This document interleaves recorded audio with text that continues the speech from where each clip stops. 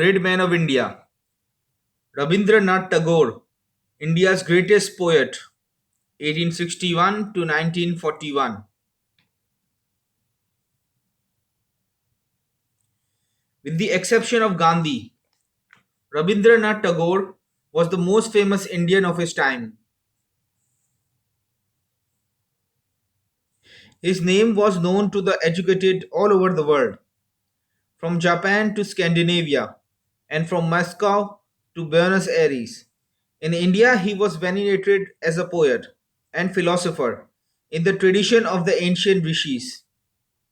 The admiration he evoked had perhaps never been expressed more rapturously than by Keith Serling,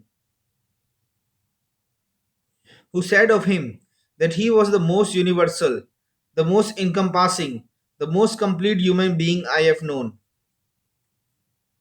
The Tagores were one of the first families of Bengal. They were not only great hereditary landowners, zamindars, but were noted for their munificent patronage of art and literature. Originally, Banerjees they are believed to have settled in West Bengal about the 8th century AD. In the 17th century, they received the appellation of Thakur, which means respected lord. The name was later anglicized as Tagore. The Tagores were intimately connected with the social and cultural development of Bengal. Both the poet's father, Devendranath, and Dwarkanath, his grandfather, were leading members of the Brahmo Samaj, founded by Raja Ranmohan Roy. This sect propagated theism and was strongly opposed to the idolatry and ritualism practiced by the majority of Hindus.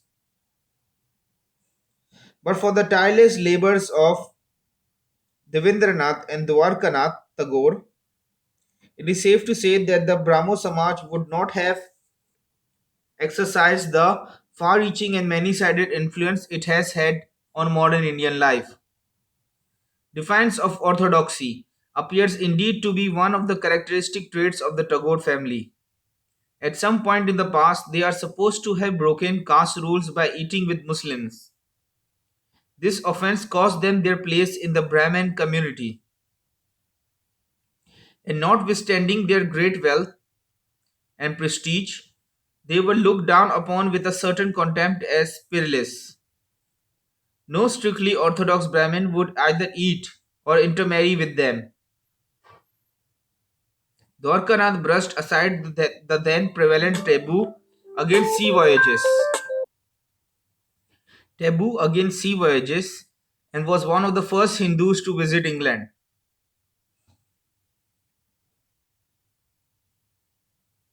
Devendranath evinced the same independence of spirit, but he was less hostile to Orthodox Hinduism than either his father or the founder of the Brahmo Samaj.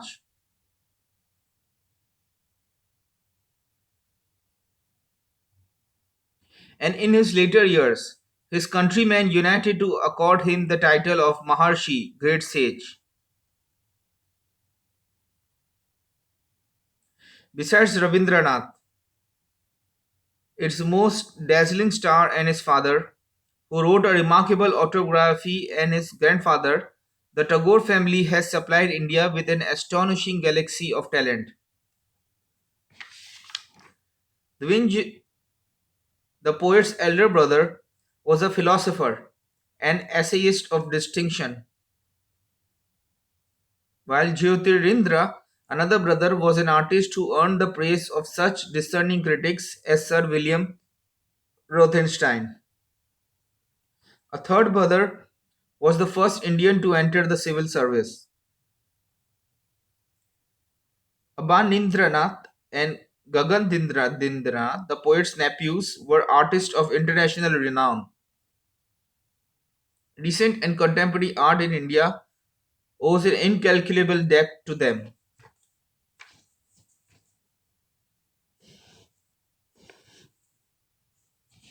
Rabindranath was born on May 6, 1861, in the rambling old mansion at Jorasanko, in the heart of Calcutta, where the family had lived for generations. It was a world in itself. This house, so vast and full of life it was. Here Rabindranath spent a none too happy childhood. He lost his mother when very young. His father was a remote figure, austere and inaccessible, not often to be seen or spoken with. In these circumstances, the child's early upbringing devolved largely on the trusted servants, who play such a significant, if inconspicuous, role in aristocratic Indian households. For schooling of the usual kind, Rabindranath had from the beginning a wholesome dislike. He was sent to the Bengal Academy and then to St. Xavier's, but his resolute refusal to be educated stood proof against authority and blandishment, and he was allowed to study at home. He showed as little enthusiasm for private lessons as for the more formal discipline of the classroom. His mind was at once too eager and too dreamy, too independent and too sensitive to fall readily into the conventional ruts. His father was an incessant traveller and took the boy with him on his wanderings. Rabindranath spent some time in the villages around Calcutta, making his first acquaintance with the lush fields and the drifting sails and the simple pleasant folk of rural Bengal. And in the course of a leisurely journey to the northwest, he was able to steep his senses in the sights and sounds of the variegated pageant that is India, from the mouths of the Ganges to the distant frontier. He paid his first visit to England in 1877. He was at a Britain school for a while, then joined University College London. When he returned to India after about a year's absence, he brought back with him some unpleasant memories of England and a knowledge of Sir Thomas Browne's Religio Medici, which he had studied with Henry Morley. Travel scarcely interrupted his literary output. He had begun to write verse almost as soon as he could walk. His work appeared in print before he was 15, and before he was 18 he had published nearly 7,000 lines of verse and a great quantity of prose. In the Bhanu Singh poems, he reproduced the themes and melodies of the old Vaishnava poets with such success that many a scholar was misled into lauding them as newly discovered masterpieces of Bengali literature.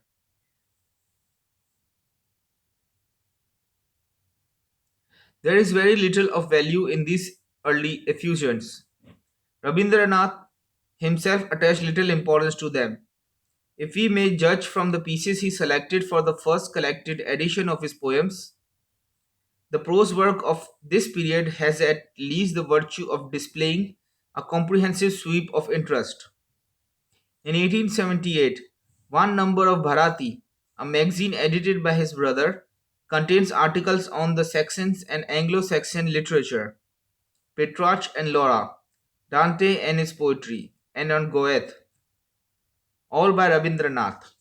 An essay entitled The Hope and Despair of Bengalis is notable for adumbrating a theme which was to exercise him a good deal in after years: the necessity of East and West to each other. In Letters of a Traveller to Europe, he described his experiences in the West and maintained that the social morality of Europe was in some respects superior to that of the East.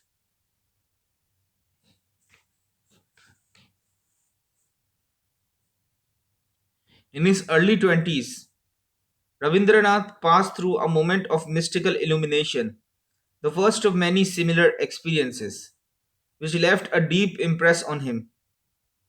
We must relate it in his own words. One morning, he writes in his reminiscences, I happened to be standing on the veranda. The sun was just rising through the leafy tops of those trees. As I continued to gaze, all of a sudden, A covering seemed to fall away from my eyes, and I found the world bathed in a wonderful radiance, with waves of beauty and joy swelling on every side. This radiance pierced in a moment through the folds of sadness and despondency which had accumulated over my heart, and flooded it with this universal light. Evening songs have perhaps no intrinsic merit, but they mark an important stage in Rabindranath's development. They were soon followed by Morning Songs, a much better book, in which the poet gave exultant and tumultuous expression on his newfound sense of inner freedom. Nature's Revenge, his first important drama, embodied one of the key thoughts of all his life: the joy of attaining the infinite within the finite. The love of Rahu, in pictures and songs, is held by some to be perhaps his greatest poem, but the whole of this phase must be regarded as mainly experimental in character. It ended with the publication of Sharps and Flats, which is remarkable for the beauty of its sonnets, some of them among the loveliest in any language. In the meantime, Rabindranath, after a holiday in Karwar on the west coast, returned to Calcutta and married Srimati Mrinalini Devi. In addition to his other work, he actively participated in the attempts to start a Bengali literary academy and contributed frequently to various periodicals, including Balika, a magazine for boys. He was rapidly establishing himself as the best of the younger literary men of Calcutta, the Bengali Shelley. Always strikingly handsome, he dressed at this time with much eccentricity and exquisiteness. He is said to have introduced among educated Bengalis the fashion of wearing long wavy hair and the Napoleon beard.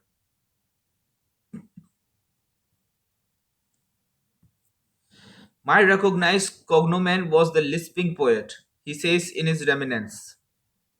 These years saw, too, the ripening of a friendship with Bankim Chandra Chatterjee, the famous Bengali novelist, a friendship unfortunately broken by a long spell of estrangement, following on a controversy over the Neo Hindu movement and the death of his older brother, Jayotirinandra's wife.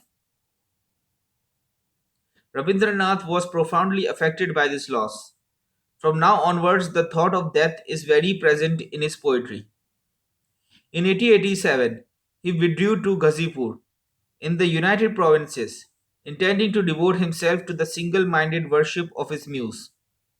Here he wrote Manasi, his first fully mature work, savagely satirical in parts, but the life of semi retirement amid the famed roses of this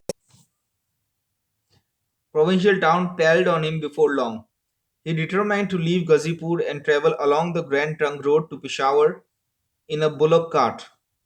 But the plan was thwarted by his father's wish that he should go to Shilaida on the Ganges and take charge of the family estates.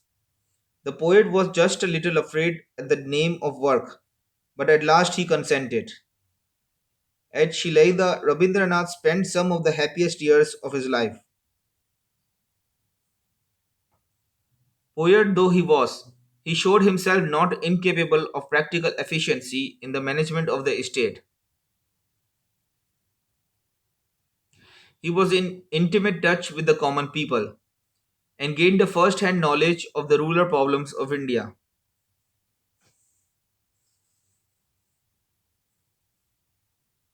both in their technical and human aspects. He was surrounded by the Bengal landscape that he loved so well and delighted to describe, its fields and its canals, its ducks and its reed beds, and he had the leisure and peace of mind necessary for the complete unfoldment of his genius.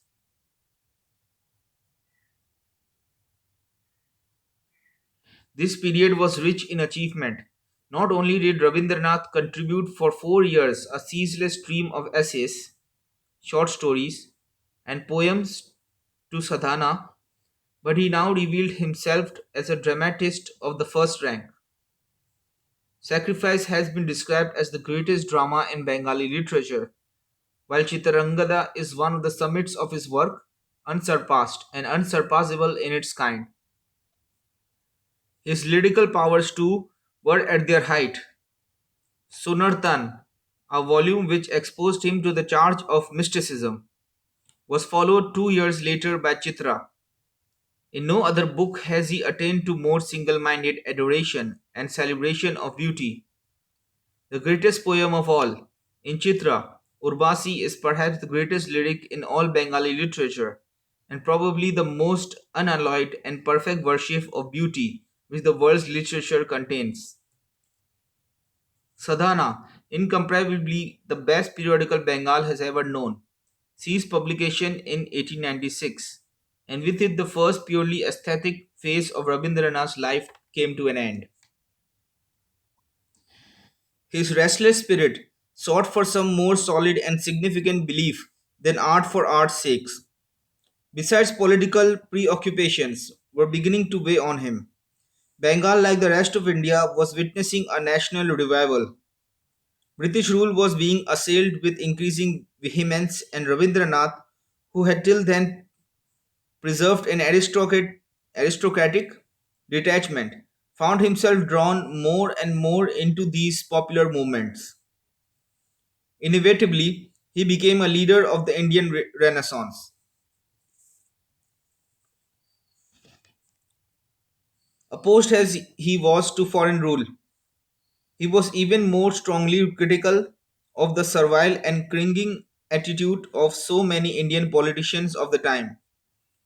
He exhorted them to cease blaming the British Raj for all the ills of India and to turn their zeal into channels of educational and social reform that lay well within their power, in order to resurrect for his countrymen ideals in harmony with the national genius. He delved into India's past. He lectured on the Upanishads and on the civilization of Aryan India. He extolled the valor and self reliance of Marathas, Sikhs, and Rajputs. And he endeavored to popularize these themes not only by the use of the colloquial idiom, as in Kashanika, in itself a revolutionary departure, but by the adoption of a simple ballad form in Katha and Kahini.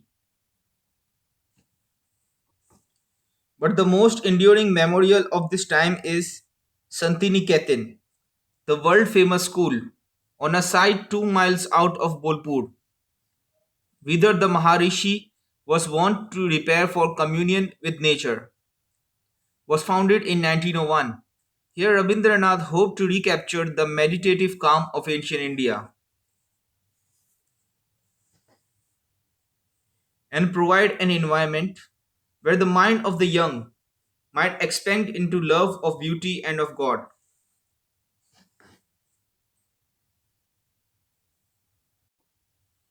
Some of the best educational methods of the West were copied at at Santiniketan. Before many years had passed, the school came to be looked upon as a model institution. Among those who gave devoted service to it were a number of eminent Indian scholars and artists, and in addition to the poet himself, some of his English friends, notably W. W. Pearson and the Reverend C. F. Induce. The next few years were as busy as they were full of grief. Rabindranath's wife died in November 1902. His second daughter was ill with consumption. In a vain attempt to save the child, he took her to Almore in the Himalayas, where he nursed her for many anxious months. She died in 1904. In 1905, his father, the Venerable Drivindranath, passed away. Also, 2 years later, at Mongher, his first son, he was a very sweet boy. The suffering caused by these successive bereavements is reflected in his poetry.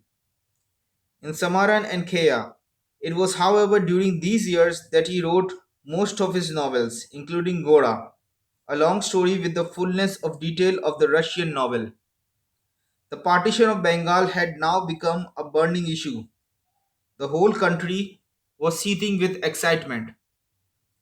Indian nationalism, in one of its crucial struggles with the government, had no more effective champion than Rabindranath.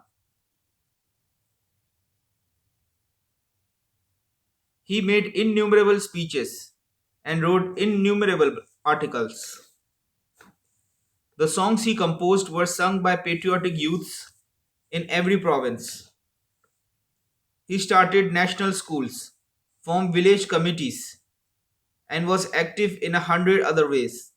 Yet, in the midst of all this,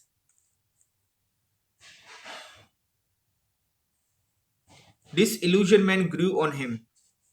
He despised the politicians, and their endless petty squabbles wearied him.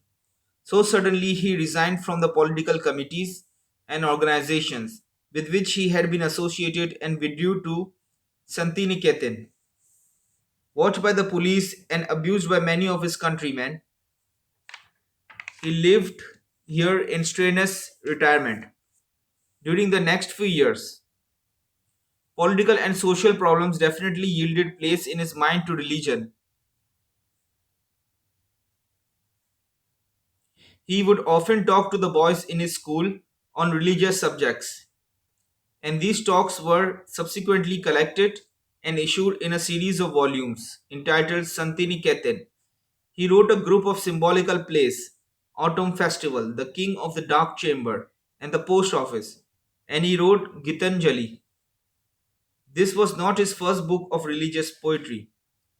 Naibidya had come out in 1901, but Naibidya was as much an experiment in form and patriotic hymnology as a lyrical expression of religious sentiment. The inspiration of Gitanjali is clear and unsullied. It is the authentic voice of one who, through much suffering, had attained joyous serenity. Some passages in it are among the loftiest, most profound, and most divinely human ever written. In 1911, Rabindranath emerged from his seclusion and plunged once more into public work. He exerted himself to heal the breach between the different sects into which the Brahmo Samaj had been split for many years. His efforts were of no avail, and he went back to Santiniketan. The next year, his jubilee was celebrated in Bengal with immense eclat. Shortly after, he sailed for England, happy but tired and ill.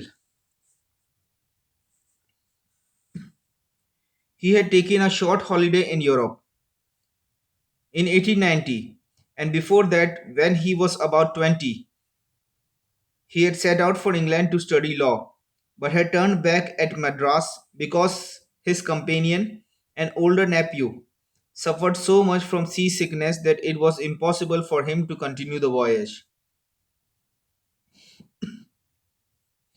And Rabindranath was in no mood to face the rigors of English life for the second time without a friend at his life. Arriving in London in the spring of 1912, he found himself just as lonely and wretched as on his first visit in 1877. Everyone seemed like phantoms.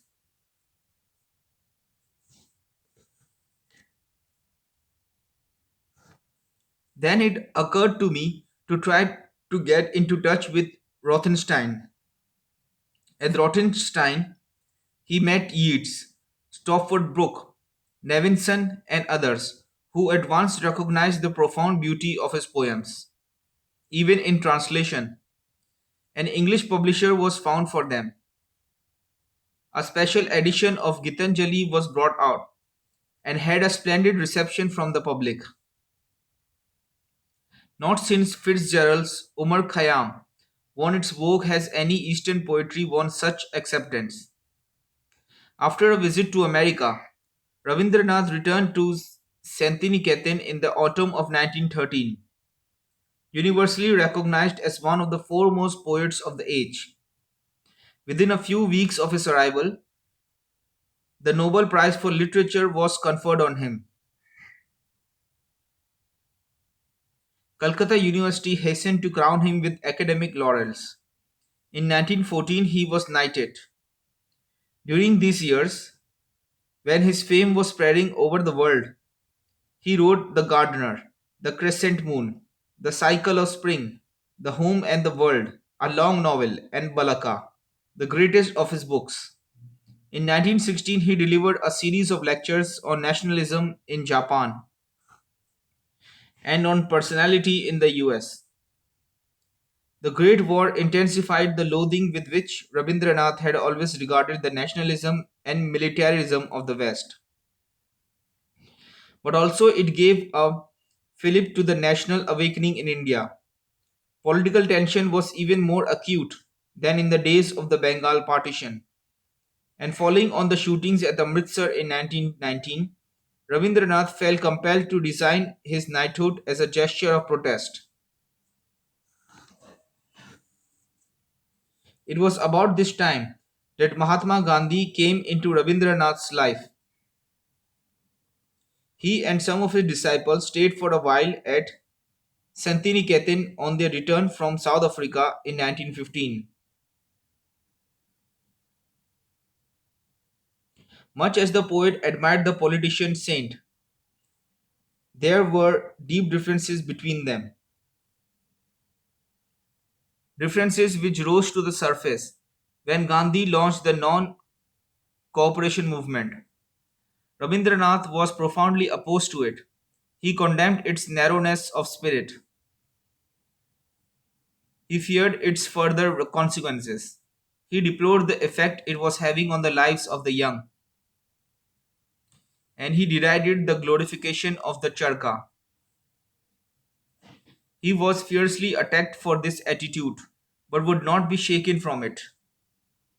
Quietly, he pursued what he held to be the true ideal of nationalism and internationalism by founding the Institute of World Culture, Vishwa Bharati, and by starting a department of rural reconstruction, Sriniketan, to develop the village welfare work that he had begun in 1914.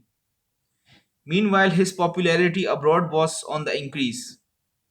A cult of his work sprang up. In the decade between 1920 and 1930, he undertook no less than seven extensive lecture tours in the West, in Europe and America, and throughout the East. He was everywhere welcomed with enthusiasm and made countless friends and admirers. But, but towards the end of this period, a reaction set in. Mysticism and religiosity came to be identified with his name, and his reputation suffered. In 1930, he visited the Soviet Union and was favorably impressed by much that he saw there.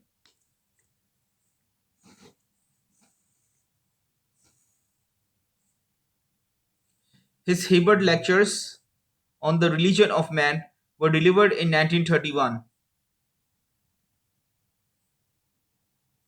To mark his 70th birthday, a memorial volume was presented to him with contributions from Einstein,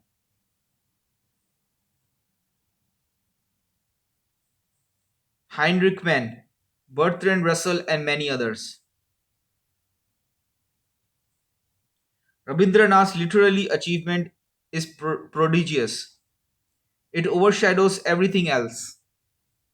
It should be recorded, however, that he was not only poet, playwright, and novelist, but a musician, actor, painter, composer, philosopher, journalist, teacher, orator, and a host of other things, and distinguished himself in each of these very different roles. This is a no more versatile, prolific, and gifted genius in history. He drew his inspiration chiefly from two sources: the Sanskrit poets of the classical age and the medieval Vaishnavas lyrics. They represent two of the central traditions of Indian history: the secular aristocratic tradition and the religious fervor of the masses. Blending these with the lofty mysticism of the Upanishads, Rabindranath achieved a distinctive synthesis, which is as perfect an expression as it is perhaps possible to have of the spirit of India.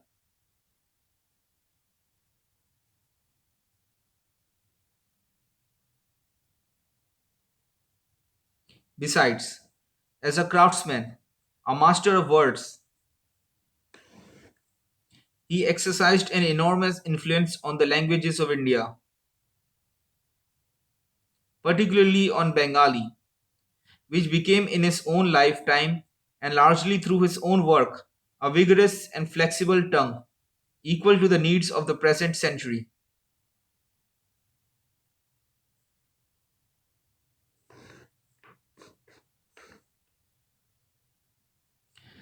Though Rabindranath shrank from the rough and tumble of politics, he had a vivid awareness of the plight of his country under foreign rule.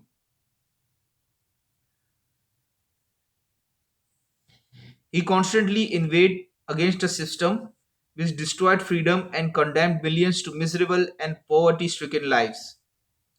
There is reason to think that later in life he grew more conscious than ever of the importance of doing away with imperialism and the greed and violence ingrained in it. But he never ceased to urge with all his eloquence that the subject nation, struggling for independence, should not acquire the aggressive vices of its ruler,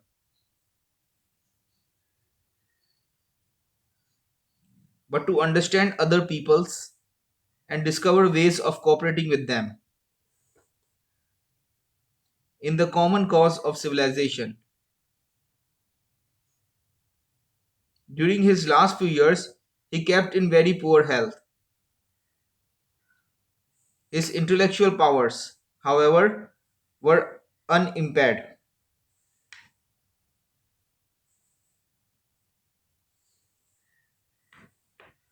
and from time to time he raised his voice in indignant protest at the barbarism and bloodshed that had been released in many parts of the world.